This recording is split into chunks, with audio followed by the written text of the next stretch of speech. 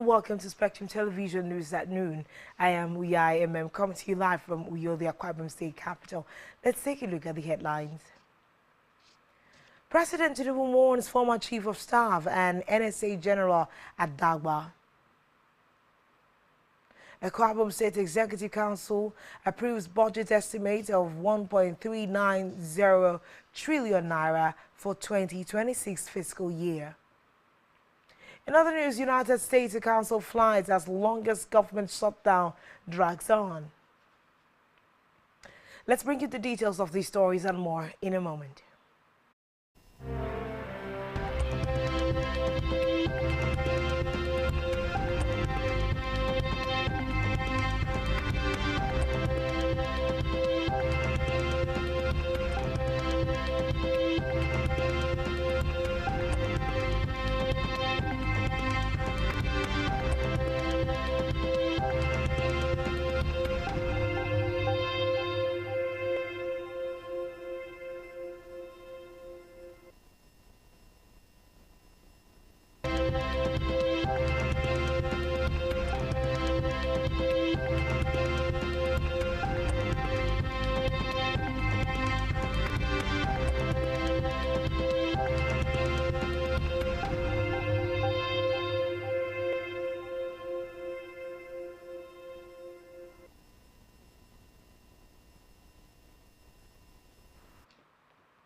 Good afternoon and thanks for joining us.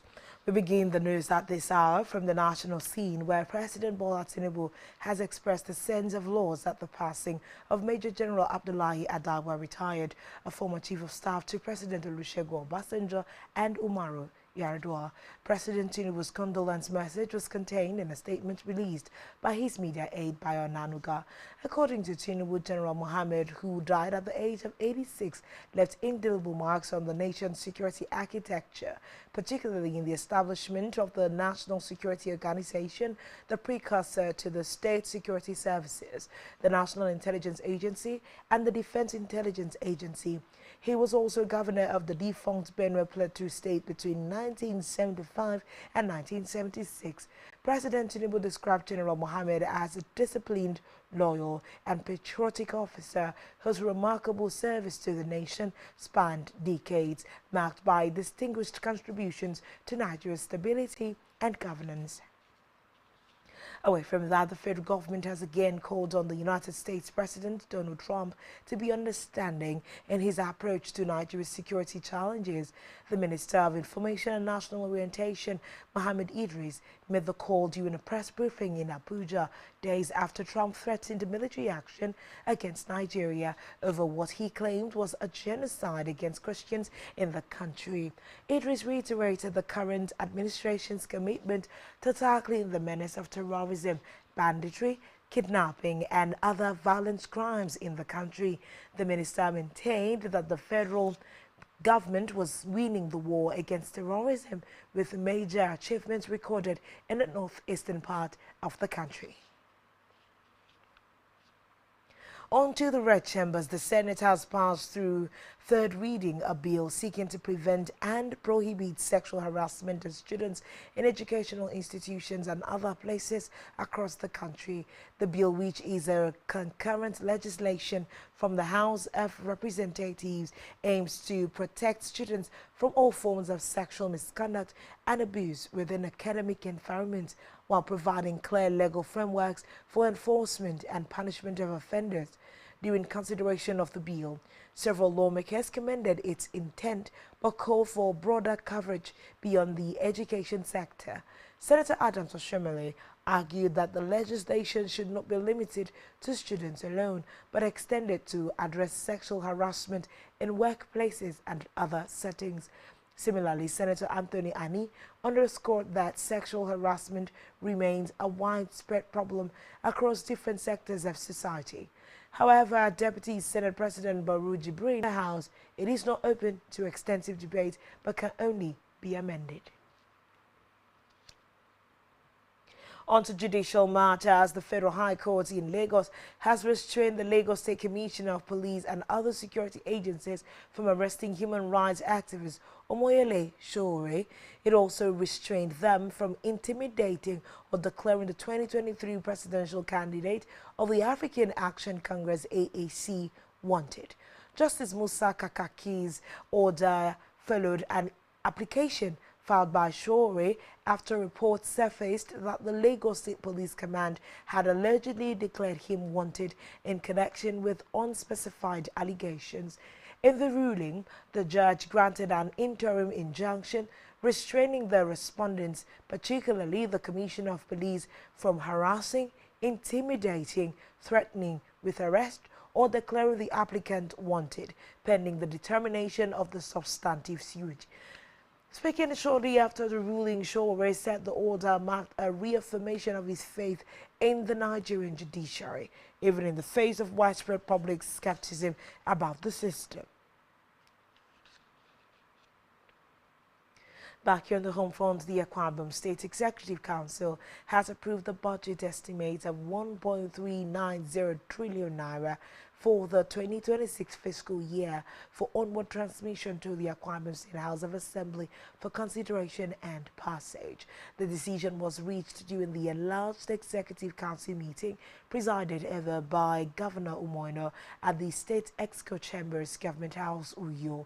The State Commissioner for Information Ania Kanomana, who briefed Government House correspondents shortly after the meeting, said the proposed budget is anchored on deepening dividends of the Arise agenda, focusing on agricultural development, rural development, infrastructure expansion, tourism growth, healthcare, education, security, economic diversification, social inclusion, and environmental sustainability.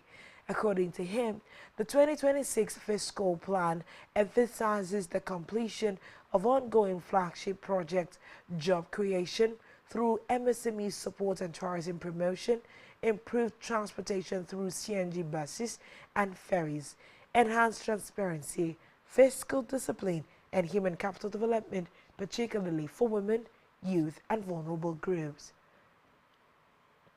Several hours of deliberations and consideration of memos, several resolutions were reached. The Minister of Budget and Economic Planning presented today to the enlarged ESCO the 2026 budget proposals of Akwa Ibom State Government. The budget size of 1,390 billion naira was presented and considered by ESCO. After deliberations on all aspects of the provisions, the budget was approved by the Executive Council for onward transmission to the State House of Assembly for due passage. Umana also disclosed that Council ratified an upward review of the total project cost of the aviation village at Victoria International Airport to cover dualization of access roads, perimeter fencing, electrical works, concrete paving, and other key infrastructure. In the health sector, the council directed the immediate deployment of retired health workers re-engaged on contract and ordered the commencement of work on 8 general hospitals and 29 primary health care centers across the state, stressing that the State Public Health Laboratory and Isolation Center will also receive urgent attention, while the commissioning of General Hospital Kanafon has been shifted to November 18, 2025, in a move to regain state assets and strengthen the financial base of Anchor Insurance Limited. The council approved 4.15 billion naira for the recovery of prime properties previously swapped during recapitalization. The commissioner noted that following a presentation by the Attorney General, the Executive Council approved the transmission of 3 executive bills to the House of Assembly, including the Domestication and Harmonization of Taxes and Levies Bill and the State Property Tax Law, in line with the National Tax Act. Government House correspondent Jane Owa reports that the Information Boss further explained that Council also received a briefing from Akwa Ibom Internal Revenue Service on the new tax law by the federal government and its implication for the state. We move now to Africa, where Mauritania's former president Mohamed Aziz has lost his final appeal of a 15-year prison sentence for corruption while in office. Abdelaziz was initially sentenced to 5 years in prison in 2023 after being found guilty of amassing assets and capital worth $70 million through illicit means. His lawyers argued that the trial was politically motivated, but a first appeal of his conviction was rejected in May 2025 and his sentence increased by 10 years. After seizing power in a 2008 coup, Abdelaziz was twice elected president and served from 2009 to 2019 when he stepped down. In 2021, he was charged with illicit enrichment, abusive functions, influence peddling and laundering alongside 10 other prominent figures, including 2 former prime ministers.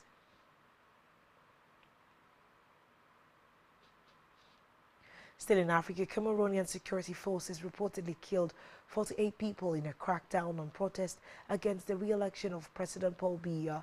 The Cameroonian government has not provided a figure or conducted an investigation into the killings. Reports say the majority of the victims were killed by gunshots, while the others succumbed to injuries from being beaten by security forces. Most of the deaths occurred in the littoral region where the port city of Douala is located. Recall that official results gave President Paul Biya victory with nearly 54% of the vote, while his former ally Issa Chiroma, who had declared victory on the first day of counting, came second. On the foreign scene, United States officials said the scheduled capacity for flights was being cut by 10% in 40 busy air traffic areas nationwide today as the longest government shutdown drags on. Federal agencies have been grinding to a halt since Congress failed to approve funding past September 30, with some 1.4 million federal workers, from air traffic controllers to park wardens, still on enforced leave or working without pay. Federal Aviation Administration FAA Chief Brian Bedford said the cuts would be at 40 high-traffic environment markets. According to a proposed list provided to newsmen, some of the nation's busiest airports in Atlanta, Dallas, Los Angeles, and New York City could be among those hit. Still on the foreign scene, Argentine ex-president Cristina Kirchner, who is serving a 6-year fraud sentence under house arrest, goes on trial today in a separate case for allegedly taking millions of dollars in bribes. The center left Kirchner a dominant and polarizing figure in Argentine politics for over 2 decades, served 2 terms from 2007 to 2015. Her latest trial comes as her ailing Peronist movement, named after iconic post-war leader Juan Perón, reels from its stinging defeat at the hands of right-wing President Javier Milei's party in last month's midterm elections. Milei has hailed the result as a vindication of his radical free market agenda, which the Peronist champions of state intervention in the economy vehemently oppose.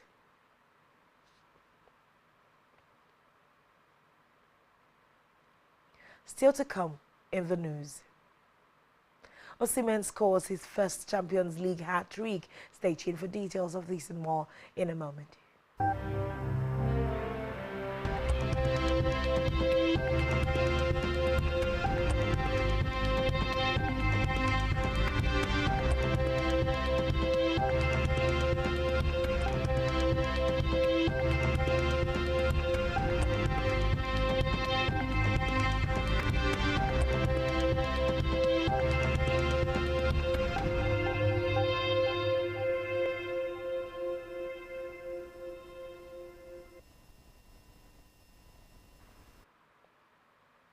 Welcome back and thanks for staying tuned. It's still the news at 12. We head now to the world of business. Genesis Energy Limited and the Nigerian National Petroleum Company Limited have announced plans to supply excess power generated from the Port Harcourt refining company to the national grid. The partnership unveiled during an official visit by the Minister of Power Adangba to Genesis Energy's operational site within the Port Harcourt refinery in Eleme River State is aimed at improving grid stability, expanding electricity access, and advancing Nigeria's energy transition goals. Genesis Energy said in a statement that it operates the nation's largest licensed private off-grid clean power plant, an 84-megawatt facility that supplies sustainable energy to the Port Harcourt refinery, which is currently dormant due to an ongoing technical review. Recall that the power minister has recently lamented that Nigeria had over 10,000 megawatts of power locked in idle plants across the nation. Still in business, food and beverage imports increased to 677.3 billion naira in the first half of 2025, a 44.48% rise from 468.76 billion naira in the same period of 2024, prompting renewed calls for stronger government support to enhance local industry capacity and reduce dependency on imports. Data from the National Bureau of Statistics showed that while the value of primary food and beverage imports, mainly for household consumption, surged, the value of processed food and beverages consumed by households recorded a marginal 1.85% decline, falling from 699.58 billion naira in H1 2024 to 686.81 billion naira in H1 2025. Meanwhile, primary food and beverage imports, mainly for industrial use, grew in 6 months by 1.37% from 969.22 billion naira to 982.49 billion naira, while processed imports for industrial use rose by 7.28% from 984.16 billion naira to 1.06 trillion naira in the same period. On our health news, the Chairman, House of Representatives Committee on Health, Amos Magaji, has stated that the committee has begun engagements with the leadership of the Association of Resident Doctors, NARD, to resolve the ongoing crisis in the health sector. He said the move was to ensure accountability and transparency in government commitment. Speaking with newsmen, Magaji declared that the House will no longer stand aside in industrial disputes between the federal government and medical unions, stressing that future agreements must be sincere, practical, and reflect in the national budget. The lawmaker lamented that lack of sincerity in past negotiations fueled recurring strikes in the health sector. Magaji emphasized that transparency was key to lasting peace with unions.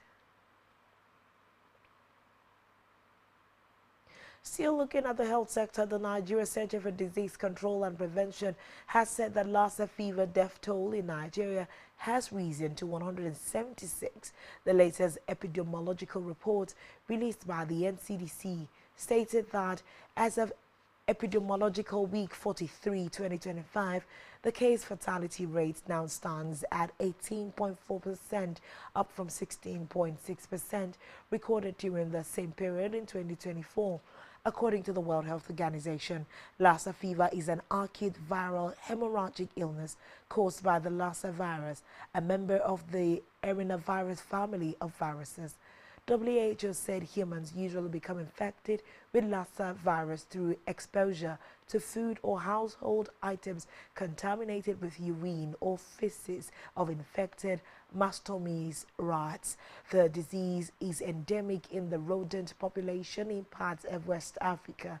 The UN body noted that Lassa fever is known to be endemic in Benin, Ghana, Guinea, Liberia, Mali, Sierra Leone, Togo, and Nigeria, but probably exists in other West African countries as well. Now to the world of sports. Nigerian forward Victor Osimhen has scored his first Champions League hat-trick, bagging 3 goals as Galatasaray trounced Dutch outfit Ajax 3-0 on Wednesday night. The Super Eagle opened the score sheet in the 59th minute of the game with a header. Osimhen converted from the spot in the 66th minute and completed the hat-trick 12 minutes later after another penalty. In the last match day in the Champions League, the Nigerians scored a brace as Galatasaray, Turkish champions, beat Bodo Glimt 3-1. With 3 goals on Wednesday, the 26-year-old has now scored 12 goals in his last 8 matches for Galatasaray in Europe. Still in sport, Newcastle secured a 3rd successive Champions League win as Dan Burns' thunderous header inspired a cathartic 2-0 victory against Athletic Bilbao yesterday. Burns struck in eye-catching style in the first half as St James Park, and Joelinton netted after the interval to wrap up Newcastle's 5th successive home win in all competitions. Newcastle's dismissal 3-1 defeat at lowly West Ham on Sunday left the Magpies languishing in 13th place in the Premier League and prompted a painful bout of soul-searching on Tyneside. But although they have struggled domestically, Eddie Howe's side have 3 wins from 4 games in the Champions League this season, with their only loss coming in the opening match against Barcelona. Ahead of trips to Marseille and Bayer Leverkusen in their next 2 league phase fixtures. 6th place Newcastle are firmly in the hunt to secure the top 8 place that guarantees automatic qualification for the last 16. On entertainment news, famous Nollywood actress Mercy Johnson has reacted to the alleged arrest and detention of Regina Daniels' elder brother by men of the Nigeria police force. Sammy West.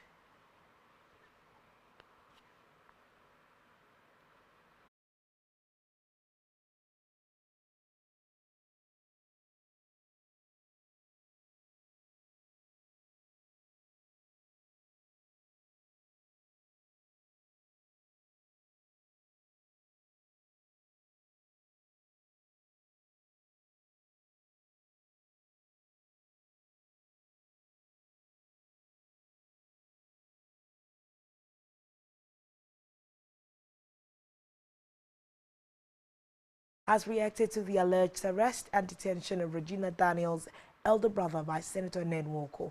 Recall that Regina Daniels' brother Sammy West was arrested in Lagos on Sunday by Nwoko for his alleged involvement in his ongoing marital crisis. Sammy West was arrested a week after his sister Regina Daniels called out her husband, Senator Nwoko, over alleged domestic violence and filed for a divorce. Reacting to the couple's messy breakup, Mercy Johnson, who is known as Regina's godmother, questioned Sammy's arrest.